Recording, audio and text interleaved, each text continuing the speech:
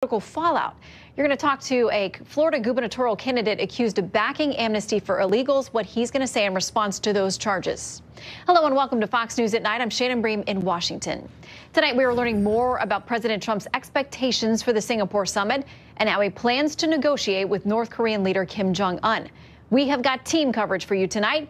Chief Intelligence Correspondent Catherine Herridge is here with new developments from the DOJ and FBI investigations.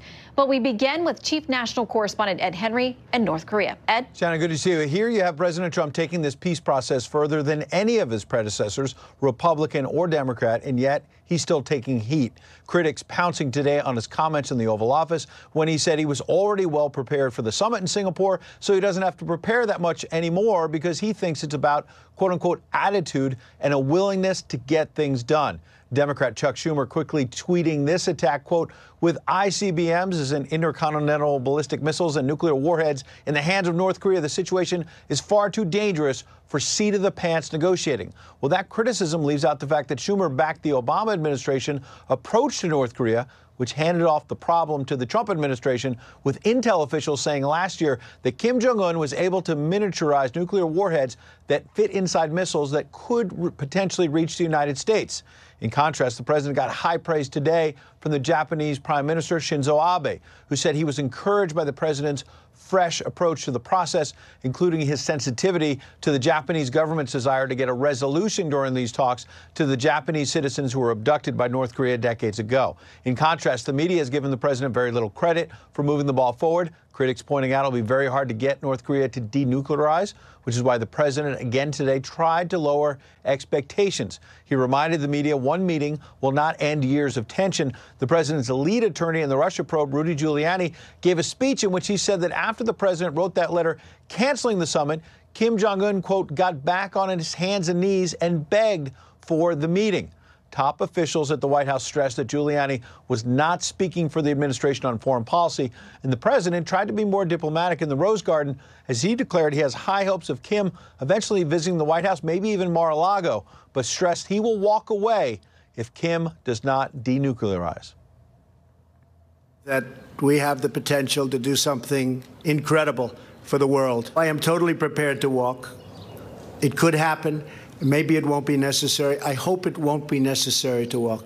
Now, the president added he and Kim may sign an agreement to finally end the Korean War decades later, and he would like to eventually see normalized relations between the U.S. and North Korea. And breaking tonight, it's interesting, Boris Johnson, the foreign secretary in the U.K., is saying there was a sort of a leaked audio tape of some remarks he made. He said he's, quote, increasingly admiring of Donald Trump and said that he believes that there is now a method to what he called his madness in some of his approaches to these negotiations around the world. So interesting comments from the U.K. tonight. It Shannon. Sure is. All right, Ed Henry, thank you very much. The president's fresh approach to North Korea has plenty of experts worried his unconventional style will backfire. Let's ask retired four-star general and Fox News senior strategic analyst, General Jack Keane. Always good to see you, sir. Yeah, good to see you, Shannon. Okay, so what do you make of this? The president says it's about attitude, it's about a willingness to get something done, and he's not worried about the preparation aspect. We know he's been briefed. We know that he's got a sometimes unconventional way of getting things done. Well, first of all, I know for a fact that he's been well briefed over and over and over again by his advisors. So much so, you know, they were supposed to go to Camp David this weekend, and Secretary Pompeo said, we don't need to do it. He said, you have got it. And I think what the secretary is kind of saying to him is that we don't want to over-prepare you, and we certainly don't want to keep giving you briefings to make us feel good. This is about you. And I think they have a totally different approach, and the secretary explained some of that to us today. He said, you know, normally as a diplomat build up to a major summit for heads of state. And that's not what we've done here. What we're really expecting, we're going in there with our head of state, with our leader, who is ready to make bold, positive, decisive decisions based on the information he has at hand. So it truly is a summit in every sense of the word, without a lot of staff preparation of each other's staff and setting an agenda. And I think the opportunity here is pretty significant. Secretary Pompeo said two other things today that he hadn't said before, that Kim Jong-un told him that he wanted to denuclearize. And I think that, when you go back those number of weeks, is what really elevated President Trump's optimism that this could really turn out to be something special. And then the second thing I thought he said that, you know, their security is important, and he wants to bring a security package to the Senate and ratify it. And that would put it in perpetuity for future presidents to uphold. Yeah, there's been so much criticism, obviously, from both parties there was during the negotiation of the Iran deal, because Democrats and Republicans alike in the Senate thought it was something that could amount to a treaty, and they wanted a chance to vote on it. It never happened, and then it's more easily undone. As you said, if it's a treaty, that's something different. Lawmakers, again, from both sides of the aisle this time saying they want to have a chance to act on it once the president puts something together. Some interesting Fox News polling numbers today on this issue of North Korea. Will North Korea ever give up their nukes? Only 28% say they believe yes, 60% say no. Now, also in our polling today, President Trump and Kim Jong-un, who gets the better deal if they have a meeting? The president came out on top in this poll. So people think the president is capable of crafting a good deal. They don't believe North Korea is going to give up the nukes, though. Yeah, well, I think the conventional wisdom is that they would not, but the opportunity is there. Kim Jong-un is a very young person. He's got 40-plus years in front of him. And it's kind of coming to the forefront that he really is interested very much in his future and the future of his family and those elites around him. And the status quo, in other words, staying where we are right now, with one crisis after another, is not what he wants. So we'll see. I do think there is some realistic opportunity here. And I think he's going to come in there facing President Trump physically, intimidating person, absolutely a full character and personality in itself. He's probably going to feel a little bit insecure. I wouldn't be surprised if he doesn't ask for a one-on-one meeting, you know, to kind of break the ice a little bit. And I think the meetings won't have a lot of people in them, because if you look at the meetings he's had with Pompeo and with Moon, he has one guy there with him, and that's probably what he'll ask President Trump to do. Well, unless something changes, it's next week, and we'll be watching closely. General, thank you very much. We will have extended coverage next week. Hopefully you'll join us as well for that. And this is a Fox News alert. The FBI has made an arrest in a long-running leak investigation. You know, they promised to do this, the Attorney General and the President. Well, the former director of security for the Senate Intelligence Committee, who was to handle all their classified information, James Wolfe, has been indicted and arrested. He's accused of making false statements to the FBI while they were investigating leaks of classified information. Now, some of those apparently allegedly occurred as the Intel Committee was investigating potential Russian interference in the presidential election. Wolfe is charged with lying about his contacts with 3 reporters, including through his use of encrypted messaging apps. The Senate Intelligence Committee chair and vice chair say they are cooperating with investigators. Meanwhile, the New York Times reporting tonight that the DOJ secretly seized email and phone records from reporter Allie Watkins. The Times says the information seized predated her work there back when she was at BuzzFeed, and that, quote, FBI agents approached Watkins seeking information about a previous 3-year romantic relationship with James A. Wolfe, the Senate Intelligence Committee's former director of security, saying they were investigating unauthorized leaks. He's got a court hearing tomorrow. We will follow it. Well, a date is set for release of the long-awaited DOJ Inspector General report on the FBI's handling of the Hillary Clinton email investigation. Chief Intelligence Correspondent Catherine Herridge is following new developments tonight. Catherine. Shannon, this letter from Inspector General Michael E. Horowitz to the Senate Judiciary Committee Chairman Chuck Grassley anticipates the report's release on the 14th, with a public hearing where Horowitz can defend the findings 4 days later. The original mandate focused on the Clinton email case, but the title of the congressional hearing suggests the scope may be broader. This comes as the push and pull over another set of secret government records intensifies. Just after midnight, a senior Justice Department official told reporters that DOJ would offer congressional leadership, known as the Gang of Eight, another briefing and access to FBI confidential source records Monday or Tuesday next week. Requested by House Intelligence Committee Chairman Devin Nunes, working alongside Oversight Committee Chairman Trey Gowdy, the records are now subject to a congressional subpoena. They are expected to shed more light on allegations an FBI confidential source contacted Trump campaign aides in the early stages of the Russia case. Multiple congressional sources told Fox the documents were promised for this morning, but the Justice Department backed out.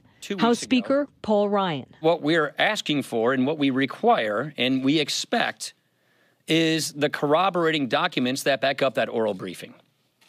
And last night, they could have brought it to us today, and they chose to do it next week. That doesn't help. The Justice Department official also acknowledged the records were not available to lawmakers at the last session 2 weeks ago, adding, quote, "The Department and FBI are prepared to brief members on certain questions specifically raised by the Speaker and other members. The department will also provide the documents that were available for review but not inspected by the members, along with some additional material." At his weekly news conference, the Speaker said he fully supports his congressional investigators and expressed frustration. It shouldn't take a Speaker of the House to have to get involved every one of these times to get the Department of Justice or any department in the executive branch to comply with congressional oversight requests. Democrats dismissed the president's spy allegations and defended special counsel Robert Mueller. There's no evidence of a spy collusion. Let's wait to find out what Mueller finds out. And everyone should leave him alone and let him get to the bottom and hear what he has to say. The House Intelligence Committee's ranking Democrat said the Justice Department offer was fraught with risk, citing the ongoing Russia case. Quote, "The further disclosure of investigative materials is inexplicable. The DOJ is now reinforcing a precedent it will have to live with, whether the Congress is in Republican or Democratic hands." A former Justice Department official said the struggle comes down to powerful competing interests, robust congressional oversight versus the department's need to protect ongoing investigations. Shannon? Catherine Herridge, thank you very much. Well, Speaker Paul Ryan's comments that the FBI acted appropriately with regard to surveillance and investigation of potential Russian interference in the presidential election are getting mixed reaction. Here's Democratic Minnesota Senate candidate Richard Painter on Tucker tonight.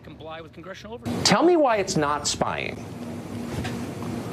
The Speaker of the House of Representatives has already talked about this, Paul Ryan, Representative Gowdy, Richard Burr over in the United States Senate Intelligence Committee.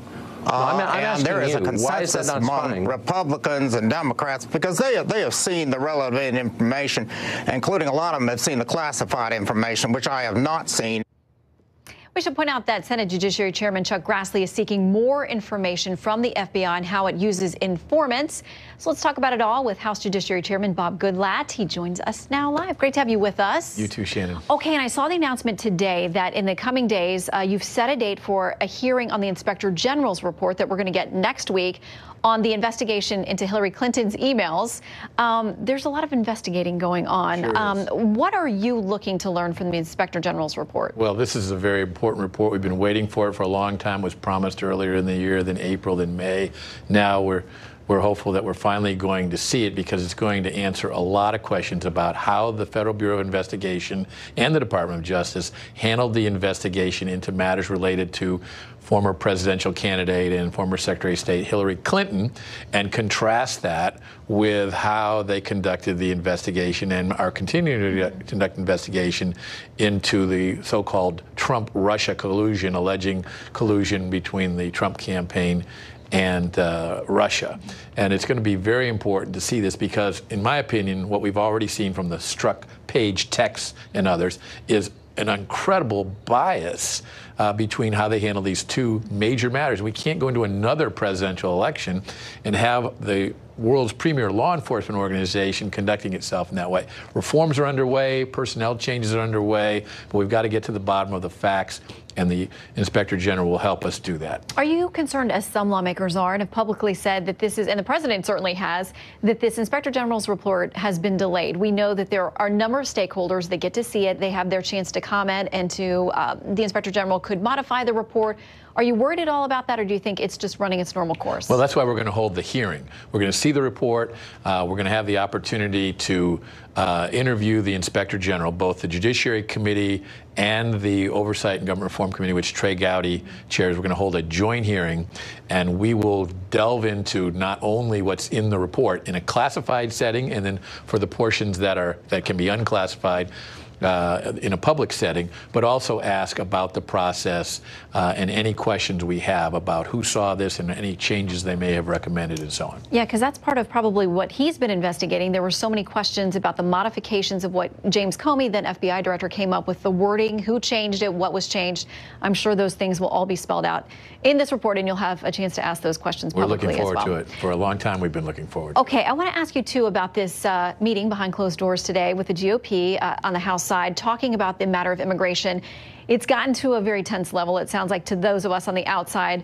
The competing interests about what's going to be done about DACA, about forcing something to the floor. You have a bill you've been trying to get to the floor. What happened this morning? What can you tell us? We had something that's been long overdue. We've been asking for a meeting of our conference on this issue, and it's now come to a head because of the discharge petition, because of pressure from also Freedom Caucus members. And that's a good thing that it's coming to a head. It's not a good thing if we go into a discharge petition process, because we could get a very unbalanced bill that doesn't reflect what the president needs and what the majority of the American people want in terms of enforcement of our immigration laws, while also doing something for DACA, which is what the bill I've introduced along with Mike McCall and Raul Labrador and Martha McSally, the chairs of the Homeland Security Committee, Immigration Subcommittee, Border Security Subcommittee.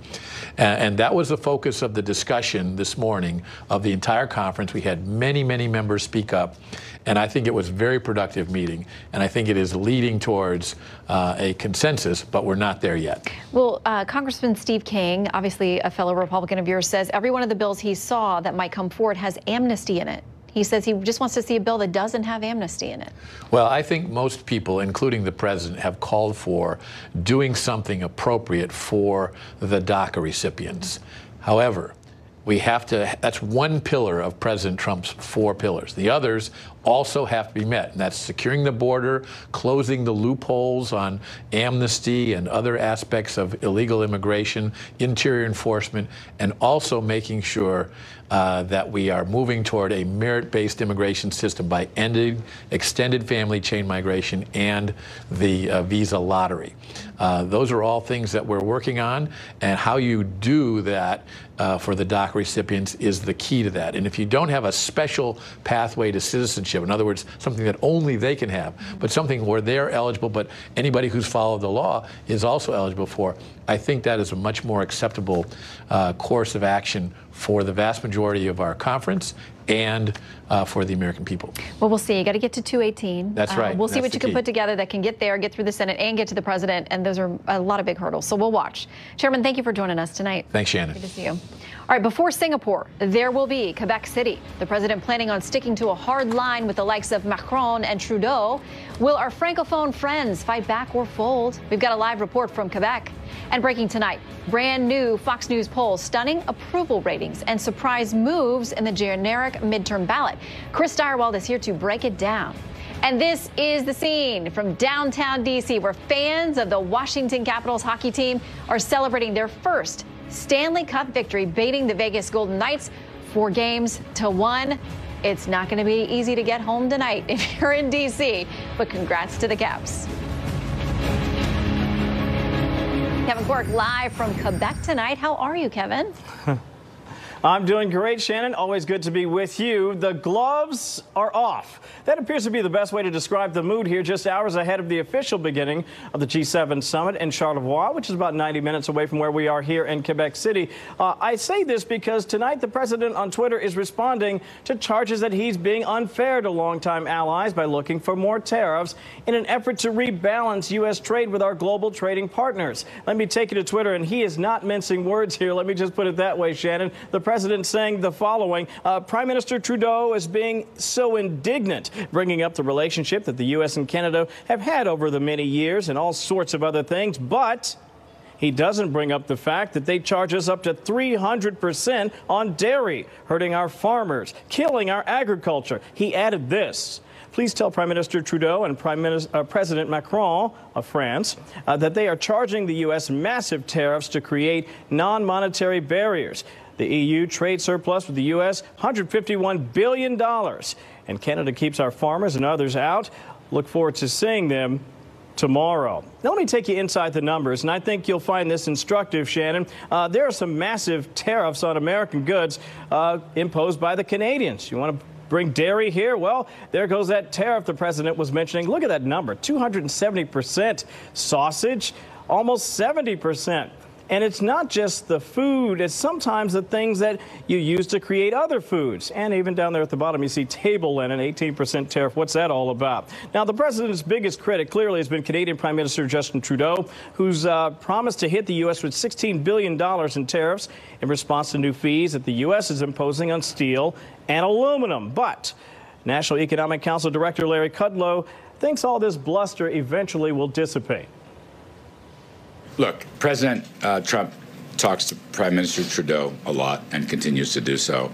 I think the bilateral meeting that's scheduled between the two is a really good thing, and I think they'll walk through a lot of these issues.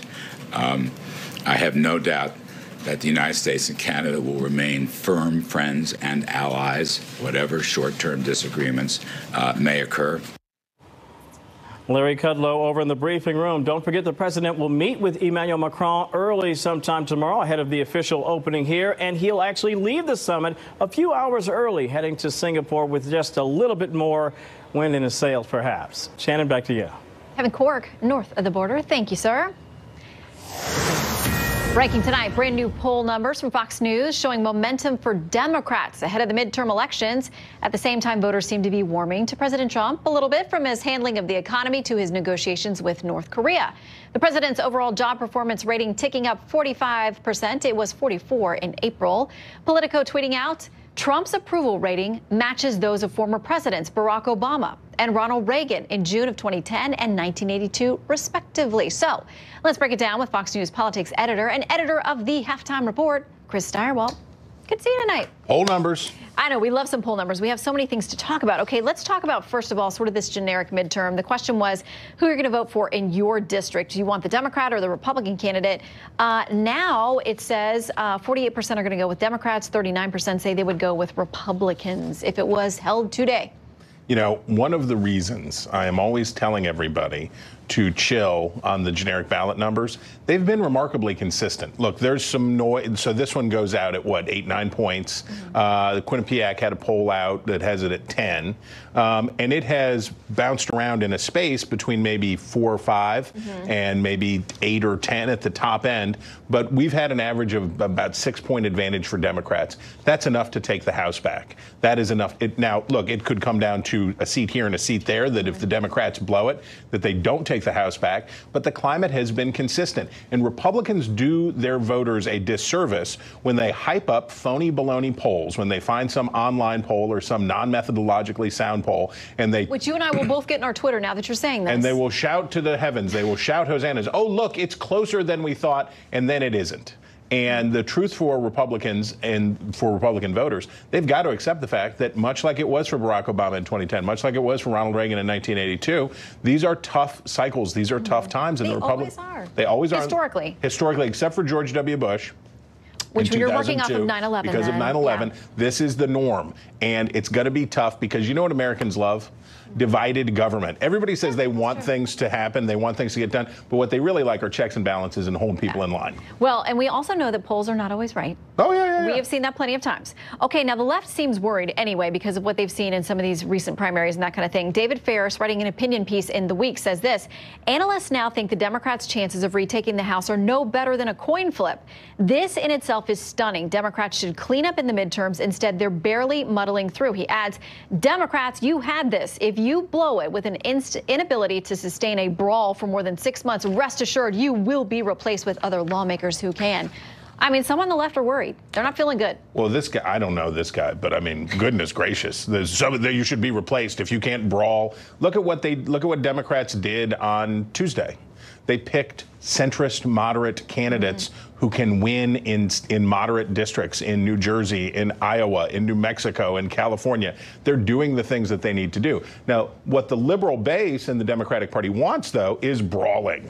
They want barbaric yawps in the face of Donald Trump and screaming and howling and all of those things. But that's not how you win a midterm election like this. The way you win a midterm election like this is by finding issues on which you can go against the administration and the party in power and say that we will be, just as Republicans were able to say in 2010, we will be a check on Obamacare. The Democrats have to figure out what their issue set is and push hard. By the way, people are happy about the U.S. economy in these polls. Also, 59% say they are optimistic versus 35% saying pessimistic. And on election day, that was tied at 49-49. So they feel good about this with the president And that's your bright spot if you're a Republican. Yeah, but and you like this president. Though those numbers are ticking down a little bit, the Republicans have to keep selling this economy. They've got to keep selling it and talking about it. Focus on those tax cuts, Yeah, and the poll also shows that when it comes to the economy, people do trust Republicans over Democrats, at least in our poll. All right, there you go. We'll see you again soon. Go Caps. All right. Oh, go Caps. All right. More than 100 illegal immigrants arrested as ICE conducts a raid on an Ohio business. Attorney General Jeff Sessions says he's not shedding any tears. But what about former Congressman Adam Putnam? He is running for the Republican nomination for governor of Florida. And after coming under accusations for what some say was his support of amnesty for illegals working on farms and businesses, he's got a new plan tonight. We will ask him and allow him to answer those charges. That's next.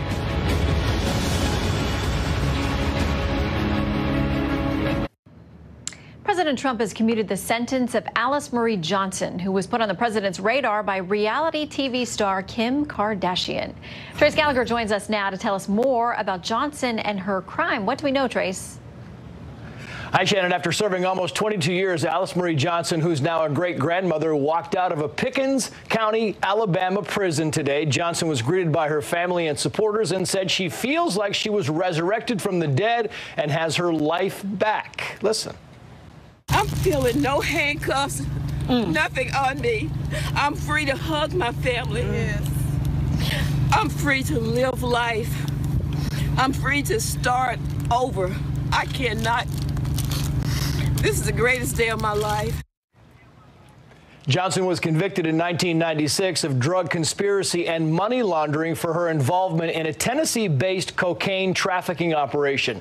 The 63-year-old still claims she didn't sell drugs or make deals, but she has acknowledged wrongdoing. Appellate judges and the Supreme Court all rejected her appeals, and former President Obama said no to her request for clemency. But her supporters, including reality star Kim Kardashian West, continued pushing for her release. And last week, Kardashian West met with President Trump at the White House, asking him to grant clemency. Here's Kardashian right after that Oval Office meeting. Watch. She's done her time. I mean, she's done almost 22 years. You know, I think in life, everyone makes mistakes, and she really deserves a second chance. Kim Kardashian West today thanked the president for the commutation, and Alice Johnson thanked both Kardashian and the president. The White House released a statement that reads in part, quoting, "While this administration will always be very tough on crime, it believes that those who have paid their debt to society and worked hard to better themselves while in prison deserve a second chance." Alice Johnson is the 7th pardon or commutation granted by President Trump so far in his 16 months, including the posthumous pardon of the first black heavyweight boxing champion Jack Johnson, conservative commentator Dinesh D'Souza, who pleaded guilty to campaign finance violations, and former Bush administration official Scooter Libby, convicted in the 2003 leak that revealed the identity of CIA operative Valerie Plame. President Trump says he's also considering pardoning Martha Stewart and former Illinois Governor Rod Blagojevich, who is not eligible for parole until 2024. And as you might imagine, experts say we can expect to see an uptick of celebrities and others pushing the president to free their favorite felons. Shannon. Stay out of trouble, Trace. We won't have to go back to Will do. Okay. Thank you, Trace. All right, a media frenzy erupting over First Lady Melania Trump. Some reports suggested she was missing in action. Well, today the president lashed out on Twitter, calling the coverage unfair and vicious. Fox News Channel Media Buzz host Howard Kurtz separates fact from fiction. She went through a little rough patch, but she's doing great, and we're very proud of her. She's done a fantastic job as First Lady. The people love you. People of our country love you. So thank you, honey. Melania Trump appeared at a FEMA hurricane briefing with her husband today, which would have been unremarkable, except much of the media had turned her absence from the public stage into a melodrama.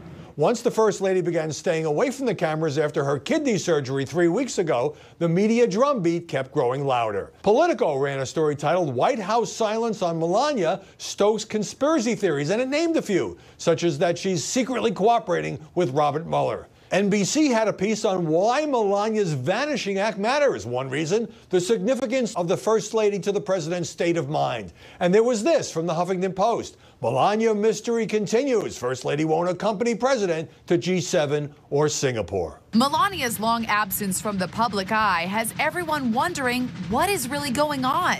On social media, jokesters put her image on milk cartons. I don't think it's just the press who are rabid, to be fair. I think they're Democrats, Republicans, fans. There are lots of people just wondering, where is the First Lady of the United States? That kind of coverage prompted the president to unload on Twitter today. The fake news media has been so unfair and vicious to my wife and our great First Lady, Melania.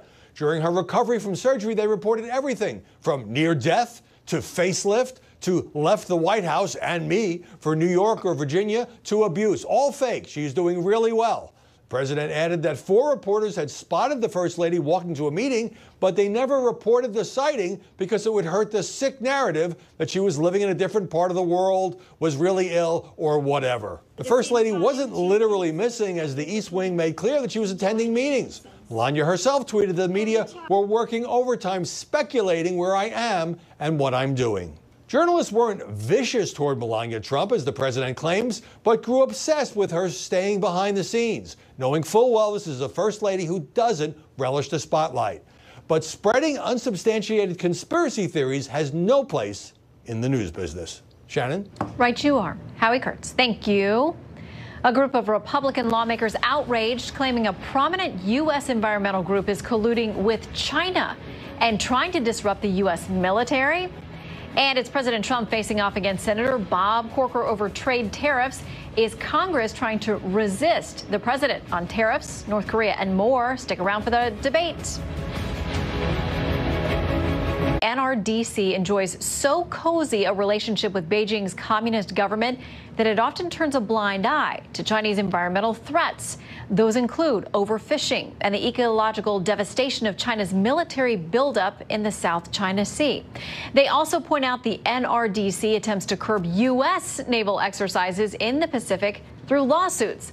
The lawmakers say the NRDC, quote, appears to practice self-censorship, issue selection bias, and generally refrain from criticizing Chinese officials when dealing with environmental issues.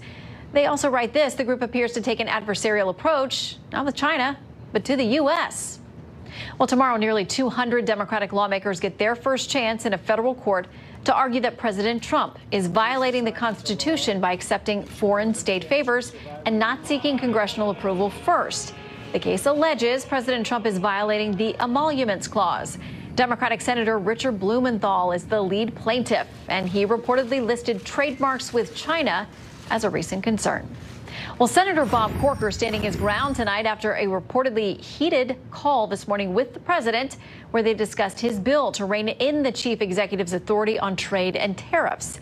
Senator Lindsey Graham issuing a statement in support of the president. Now Majority Leader Mitch McConnell is coming down on the side of the White House.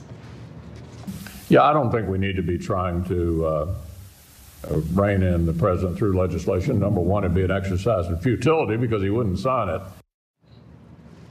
And not surprising, the Democrats are also looking to clip the president's foreign policy wings as well. Joining us now, Fox News contributor Leslie Marshall and radio host on WMAL in Washington, Larry O'Connor. Larry and Leslie. Hi, Shannon. Thank you for joining us. Good to see you tonight. All right, let me play a little bit of what Senator Corker had to say, because there's kind of this conversation on the Hill. Do you go after the president and his moves on trade through legislation, as Corker's trying to do, or have private meetings, which is more what Senator Perdue has been trying to do? Here's what Corker says. What's happening is unfair to our country, and instead you can just drive a freight train through it. And so because they're utilizing it in this unprecedented way, what we've asked is, hey, you can continue to do all the things you're doing and negotiate, but once you complete the work, you have to submit it to us for approval, because tariffs and revenues are the responsibilities of Congress, not the executive branch. But Leslie, the president's been making some very bold moves with regard to these tariffs on a number of fronts the last few months. I don't have a problem with Congress wanting to have their eyes on and approval, thumbs up or down, with what happens not only with tariffs, but even with North Korea. But Corker's legislation and the timing of this, Shannon, is a big problem for me, even as a Democrat. I support having tariffs, and the reason I do is we have had an unprecedented trade deficit for over a decade. He talked tough on China. It was one of the reasons you had blue-collar workers vote for him. And the timing of this is bad because it can really undermine the president's ability and really undermine the leverage that he has going into the G7 summit and even the summit with the North Korean leader Kim Jong-un. And quite frankly, it also lets Russia and China, who really are the big thieves in trade here, if you will, off the hook, and it could send a lot of United Steel workers back to the unemployment line. So I think we need to back the president on this, quite frankly. Well, there's a lot of discussion about whether there will be those who will join Corker, and there are some publicly doing that. It sounds like it's going to be a tough lift to get this through the Senate, and the president's not going to sign it. Yeah. But so there's this discussion in the Washington Post about what Republicans do. It says it's unclear what lawmakers are willing to do besides bark. Challenging Trump comes with its own risks, from alienating his supporters to taking voters' attention off a healthy economy before the midterm elections, which will determine control of the House and Senate. Larry, obviously, Senator Corker's not running again. No, he's not. And I wish Senator Corker had been this forthright and this aggressive dealing with President Obama on the Iran nuclear deal. Imagine if he had been this vocal and this defiant against that abomination. Instead, he rolled over for him. Listen, I appreciate Leslie and her words. I think she's right. You don't want to listen, I'm not a huge fan of tariffs. I don't want there to be tariffs. But I also recognize that it is a negotiating weapon that the president can use entering into the G7. Let's wait and see what he can accomplish by hanging a tariff threat over their heads. And to suggest that he needs Congress to approve these tariffs. Did you know that in 1971, President Nixon imposed a tariff, 10% across the board, and he cited the Korean War as justification? It had been over for almost 20 years. He has some pretty broad powers here, and he'll be able to do a tariff if he wants. Hope he doesn't, but Corker should sit down and just let these things play out. Okay, and real quickly, I want to touch on the North Korea summit that's coming up, because Democrats and Republicans alike are saying we hope the president will walk away from things he doesn't think are a good deal. Democrats, a number of the top Senate Democrats, have outlined a letter. They have 5 different goals, and they say this: we believe Congress must act on a check on any agreement that does not live up to these principles. The 5 goals they have: by imposing tougher sanctions and oversight, Democrats will look to the standards outlined in this letter as we examine whether North Korea should be granted sanctions relief. Very quickly to both of you, the Iran deal never went to a vote before the Senate. They didn't treat it like a treaty, and that's why it's easily undone. Very quickly, Leslie, to you first, and then to you, Larry. Should any North Korea deal be treated like a treaty and go to a Senate vote? Absolutely. And the reason for that is because this is not and should not be a political matter. This is a country where our branches are set up the way they are, with the executive and the judicial and the legislative branch, to have those checks and balances. Right. And so it's necessary. I think it's constitutional, quite frankly. Leslie, or Larry, very quick. Yeah, Yes or no? it depends on what it ends up being. But if it is as broad and sweeping as they're saying, I agree. It should be a treaty. It would be the best thing for the president, by the way. Lots of love and agreement between Leslie and Larry tonight, and marking it on the calendar. Big kumbaya Thank moment. you both. Yes. All right. Twice in one night. I know. Thank you, guys. First, it happened in Cuba. Now it's happening in China. American diplomats hearing strange sounds and developing serious, mysterious ailments. We'll get to the bottom of it next.